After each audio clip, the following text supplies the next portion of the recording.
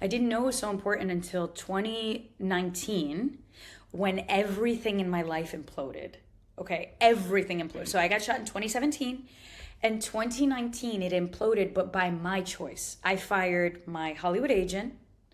I I was gonna say, like, how is 2019 worse than getting shot in 2017? So I'm well, curious to hear the rest of the story. 2017 was the moment, it was like the catalyst. Like in every great story, there's an Okay. inciting incident. And then the hero needs to decide, what do you take of this? If you read any book, if you watch any movie of superheroes, there's always like an inciting incident, and it's usually a bad thing. It's usually like something Mhm. that the hero doesn't know how to control, or they don't know what to do with this, or it's something completely out of their hands. And then a hero is somebody that can take that inciting incident and grow from it and learn from it. And I didn't know any of this either at the time. Now I study storytelling, so I could be like, wow, getting shot was not the story. Getting shot was the inciting incident. Everything that came next was actually the story.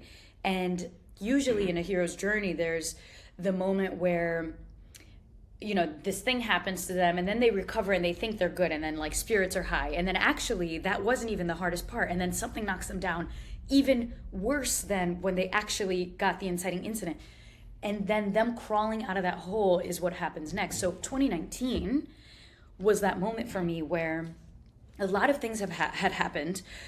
I was still with my old business partner. At this point, I was making my own videos on the YouTube channel. We had gained a bunch of success. We were making tons of money. It was great on the outside. I had a team of contributors that I loved, and I really wanted to grow a business bigger than me, and it was happening, but there was always friction with my old business partner. And we were 50-50. And by the way, I had gotten this tip from an entrepreneur years prior. He was the CEO of this multi-million dollar company, and he was like, no matter what you do, never go 50-50. And I thought I knew best because I was this young college entrepreneur. And he said, like, hey, if you don't have a tiebreaker, if somebody disagrees, you will lose. I swear that was the Mhm. foreshadowing, that little nugget that was like the poison that eventually found its way to the top. By 2019, we were disagreeing on everything.